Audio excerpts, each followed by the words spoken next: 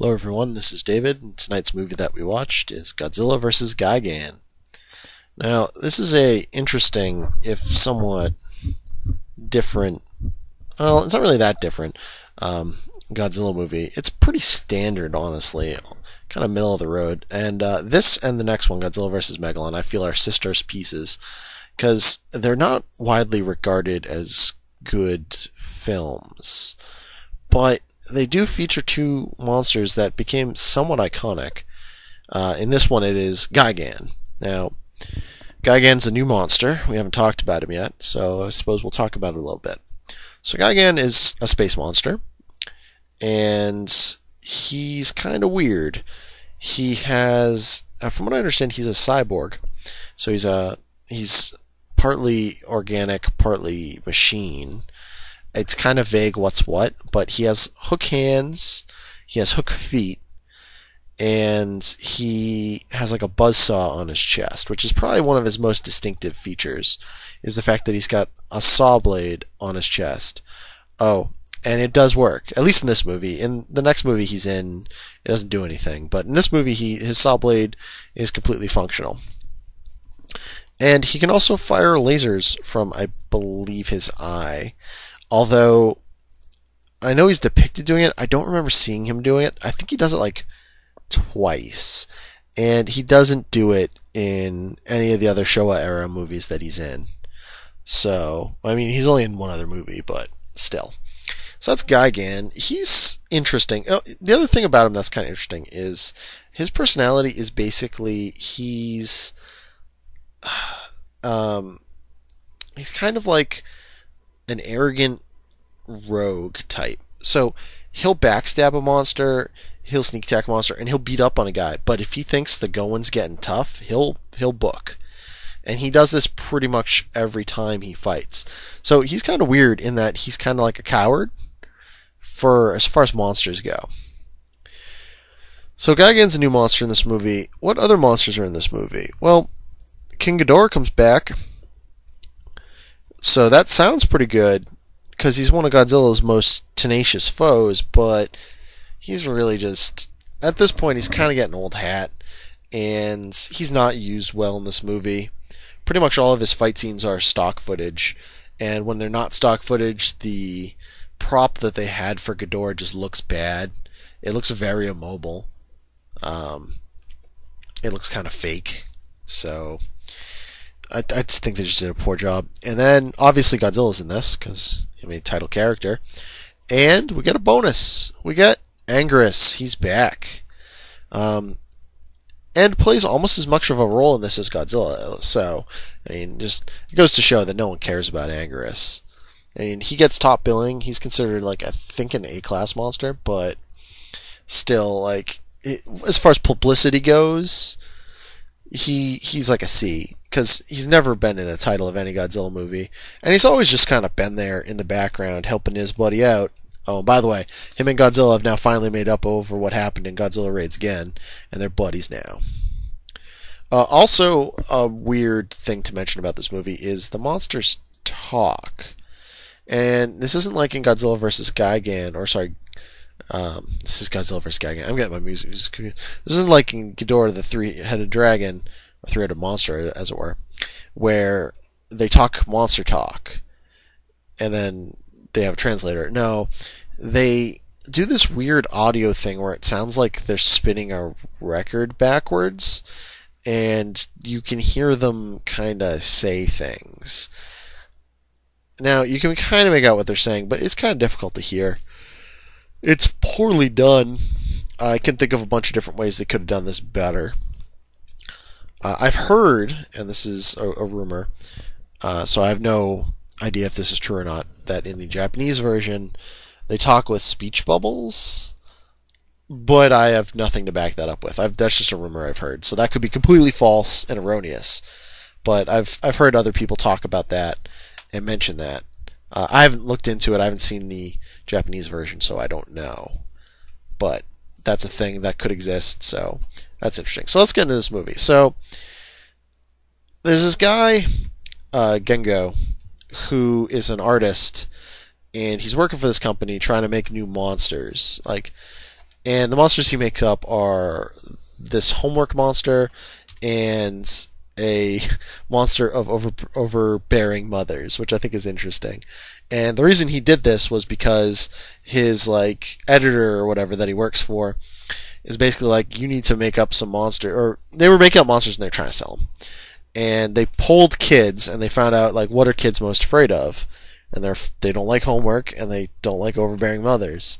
So that's an interesting thing there. So no one's buying this stuff. They're all like, nah, this is the dumbest thing ever. We got enough monsters. We don't need more monsters. And so they're like, okay.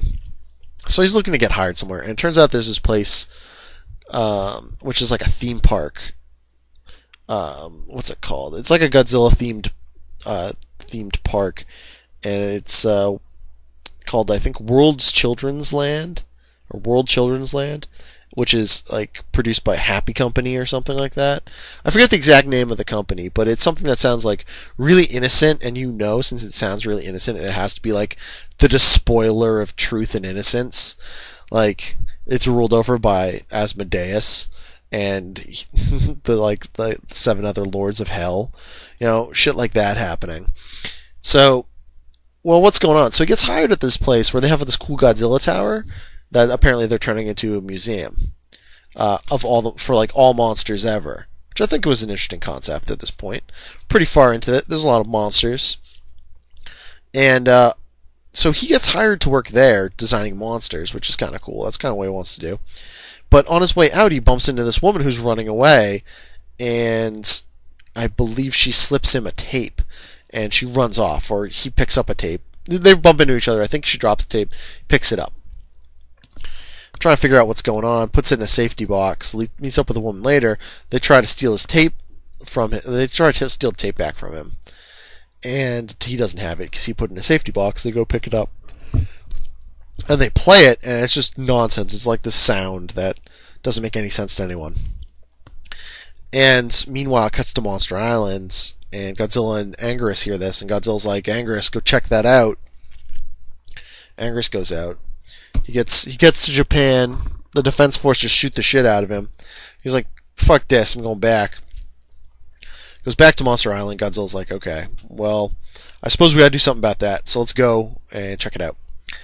That takes a while, though, so there's some other stuff that happens. So, to make a very long and kind of complicated story short about what happens, it turns out there's this woman, her brother was working for Happy Funland, and he's gone missing. And she stole a tape because he read in his journal that the tapes had to do with something. Excuse me. Well, turns out the tapes are part of an alien invasion. Yeah, big surprise there. So the aliens eventually get the tape back, and they start their invasion. And what do? They summon Gigan, summon Ghidorah. They come down and they start wrecking the place. Because their plan is, their planet is dying, and Earth is very similar to their planet, so they want to take it over. And it turns out that the aliens this time are kind of interesting. Not as creative as the Keylocks, but this time they're giant cockroaches that wear human suits. So they did this before Men in Black did it. Big old Edgar suits. And what ends up happening is there's a brawl for it all. The monsters show up. Gigan and Ghidorah put up a good fight. But here's where the power creep kind of comes in. So Ghidorah basically loses clean to in a 2v2 of Godzilla and Anguirus. And if you remember, Anguirus just has the ability to basically be a spiked armadillo. He doesn't have any magical abilities or projectiles like Ghidorah and Gigan have. So it's kind of disappointing to see him defeated so easily. And Gigan is also defeated. I'm not going to go into the semantics of the fight, but it's a pretty long brawl. And at one point, actually, there are a couple key points that I will go into. The tower ends up... the Godzilla tower has this powerful laser built into it, and it fucks up Godzilla pretty hard. But the human protagonists blow up the tower because they smuggled explosives in. So that basically kills all the aliens, stops their invasion.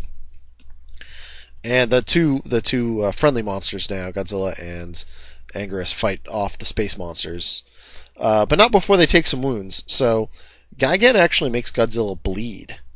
So he's so sharp and pointy, he actually flies by Godzilla and cuts him like in the shoulder, and blood sprays out, which is interesting because that's never happened before.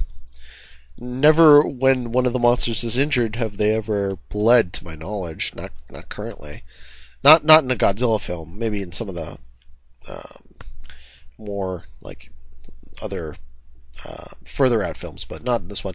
And Anguirus actually gets hit with Gigan's saw and bleeds. He gets hit in the face, and he bleeds all over the place too. So that's an interesting change. But the monsters in the end win the day, and they go back to Monster Island and are happy. And that is Godzilla vs. Gigan. In my very quick review, because there's a lot of human stuff that happens in this movie, but it's like back and forth, like figuring out what the aliens are doing. But you already know what the aliens are fucking doing. They're planning an invasion of the planet. They've been planning an invasion of the planet. This is old hat at this point. This isn't anything new. It's just different aliens, different week. And it's kind of getting sad that every week aliens try to invade, and every week Godzilla comes out and saves the day. Well, at this point. Now, again, this is another film where Godzilla is a full-blown hero. And in this one it works okay, because I'm not exactly sure why he decides to help out humans, but I'm just assuming he just really doesn't like space monsters. He just really doesn't. So he's like, oh, they're going to call in some space monsters. Let's go mess them up. Don't like space monsters on my planet. And he's very polite about it. He shows up, he beats up the space monsters, and he leaves. So that's kind of interesting. But yeah, so Gigan is an interesting guy. He gets, he was only in 2 of the Showa era movies. He was never in any of the Heisei movies, and he's only reappears in Godzilla Final Wars at the very end of the Millennium series. So, for such a relatively minor guy, I guess he was in 2 films. I mean, this one and Megalon.